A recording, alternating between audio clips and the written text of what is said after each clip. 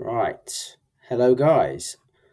Welcome to Meal Prepping for Beginners from a Michelin trained chef. So, when it comes to hitting your nutritional goals, whether it's fat loss, muscle gain, whatever it is, we all know by now that nutrition is paramount to getting those goals ticked off. And one of the main things that you can do to tick that off consistently is prepare ahead. Meal prep is your best friend. Saves so much time, so much money. Honestly, is I don't know why everyone doesn't do it. And the Michelin trained chef part. So I have been a chef for over 10 years. I think it's about coming up to 12 years working in Michelin style restaurants and hotels. So you know that the advice in this guide in terms of efficiency in cooking methods and flavor creation is going to be top notch. Okay, let's get into it. What and why? So, what is meal prepping? Clues in the name: preparing food, preparing meals ahead of time.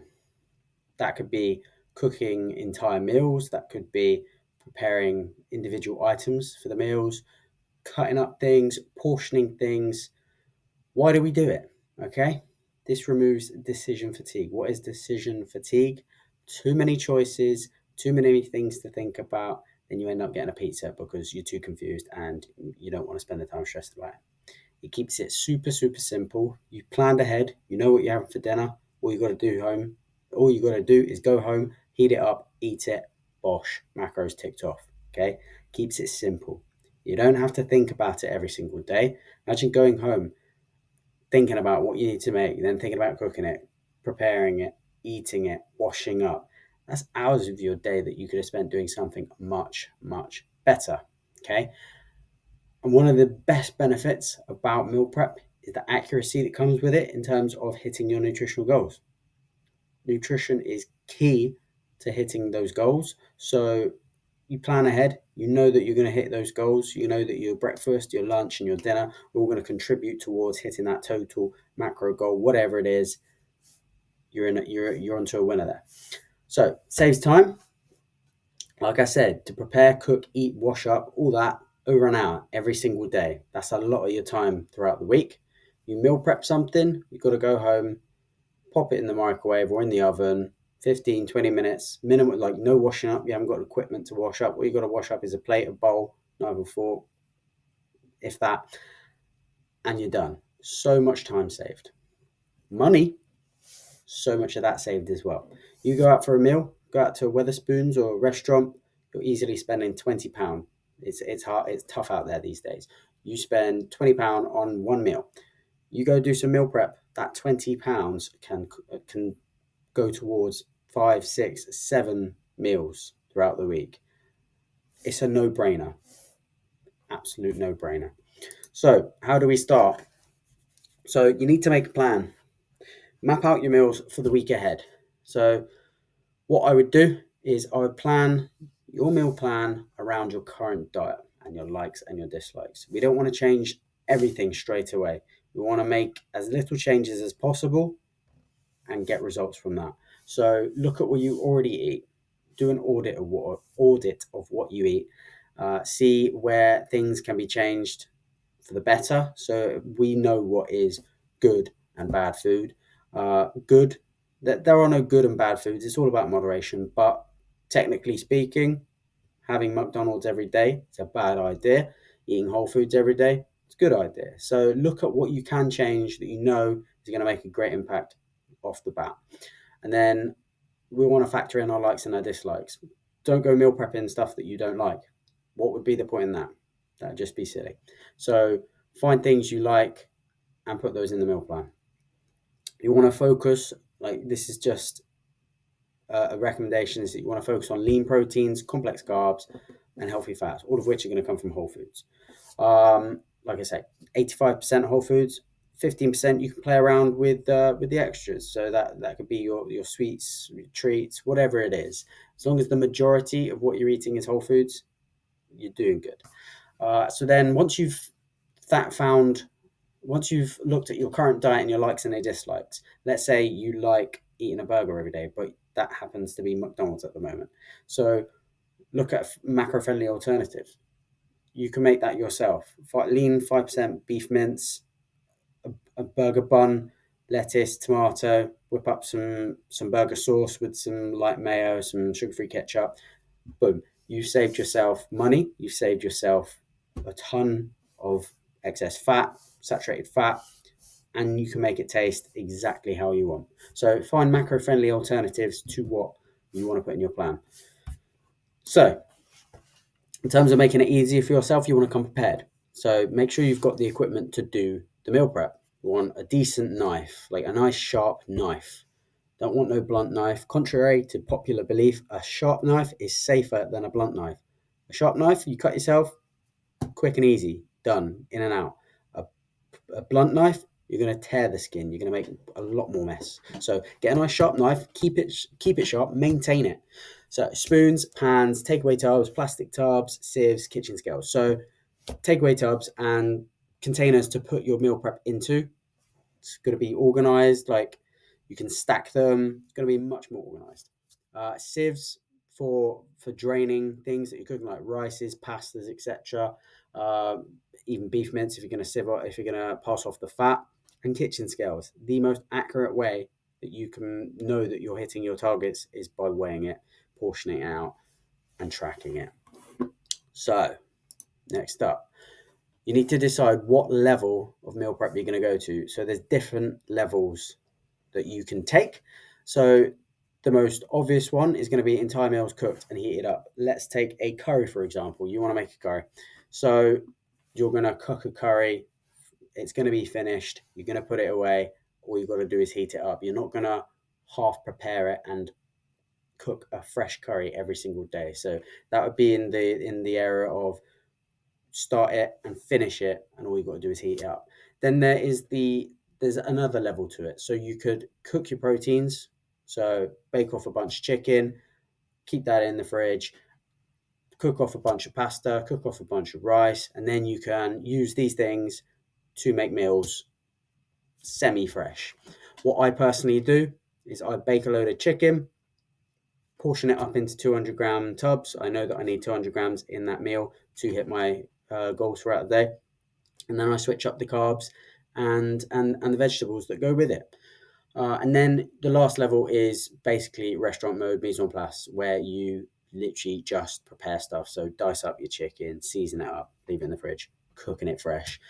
This is for someone that has a lot more time on their hands and who loves cooking and isn't as fussed about saving time, because you're going to cook absolutely everything fresh. All you're doing is saving your time and a little bit of washing up by getting it all chopped up and prepared slightly in advance. Little water break. So if you're going to be making your entire meals, what I would do is I would work out the macros for the most important meals. So if you're going to make a meal plan, then you need to know how many calories and protein, fat, and carbs you need throughout that. So what I would do is I would first look at the most important meals. So for me, that's going to be pre-workout nutrition, post-workout nutrition, and where there's hunger. So your biggest meal of the day. So let's say dinner is your biggest meal of the day. I would decide what you're going to have for dinner, plan your macros around that, then plan your pre-workout nutrition and your post-workout nutrition. So get those solidified, planned out, what you're going to have for those, and then it's just a case of filling in the blanks everywhere else. If you get hungry around 10 o'clock, make sure that there's a snack there, or you have your breakfast at that time. So plan your food in accordance with the most important stuff and when you're getting hungry. So you're gonna go for a curry. You're gonna put the curry recipe in a fitness in a calorie tracking app such as MyFitnessPal, and then you're going to select the amount of portions you're going to get from it. It's going to change the macros per portion. The smaller you get it, like the more divided out those portions are going to be. And then what you're going to do is you're going to decide what a good portion for you is going to be, and then that allows you to work back throughout the other meals and see what else you need to hit. And then you can go look at your lunch and your breakfast, which are the less important meals, because dinner is your most important meal. But if those are the other ones, then it would just work with the other way around. The 50-50 approach, which I prefer mostly, is that cooking off proteins and cooking off carbs, and then having some vegetables stored in the fridge and extras and sauces, etc. So best case scenario is what I do with my chicken every single day. I don't prep it every single day, but I cook it every single day. Is that I'll buy a bunch of chicken, 2-3 kg, dice it up, season it up, bake it in the oven, all cooked. It's 85%. It's 100% cooked, but it's not cooked so much that it's caramelized. It's basically steamed in the oven, but it's cooked all the way. It's nice and moist. And then what I would do is I'd weigh that out into 200-gram portions, as I know 200 grams is what I need to hit my goal for that meal, and all the other meals are accounted for. And then it goes in the freezer or the fridge. And then I have vegetables prepared as well in the fridge, ideally ones that can be cooked quickly, ones that are small enough, so diced up, chopped up nice and small. And then I will cook off the chicken again when I need it for dinner. I'll get some butter in a pan, chuck it in the pan with the vegetables. It'll be cooked, it'll be caramelized and colored and tasty in about 5 minutes. Easy peasy. And I've got my carbs cooked off. They've been put in the freezer, so or the fridge, and I just microwave my carbs and my rice to get it hot again.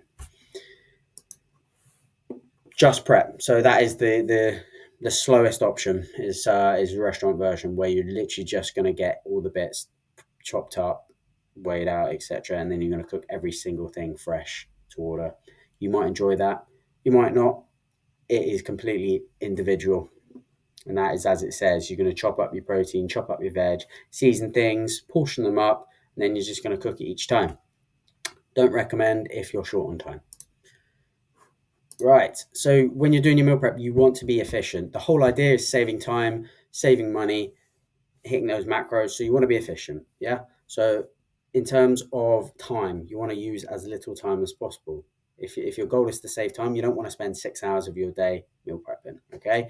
So do your longest jobs first. If you are going to make overnight oats, you're going to make some sandwich fillings, and then you're going to make a curry. You're not going to do everything, the oats, the sandwiches, and then do a curry last thing, because then you're going to be waiting around for a curry. So get the curry on first. Get the longest job on first, and then whilst that's cooking, do the others. Yeah, multitask. So if you're boiling some veg, or you're boiling some pasta, whilst that's going, you don't need to be standing there looking at it. Go chop something else up. Go weigh something else out.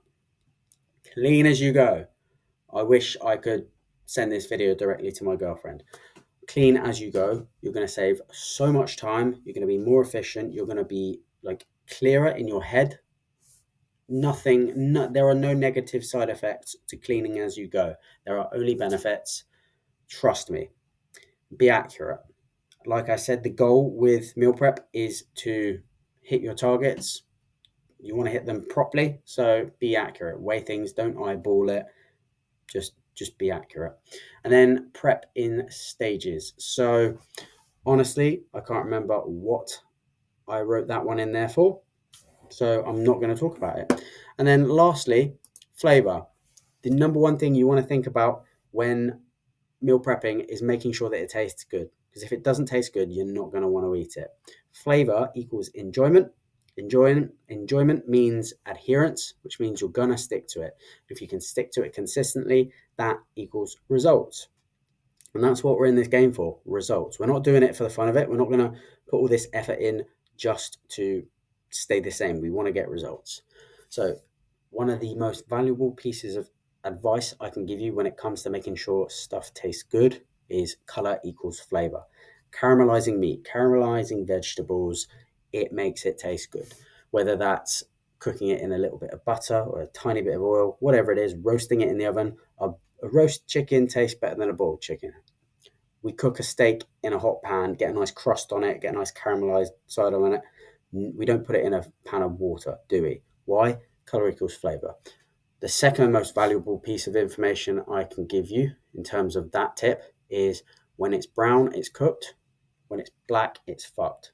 Don't burn it. Caramelize it, dark golden color. Pretty much goes for every single thing in existence.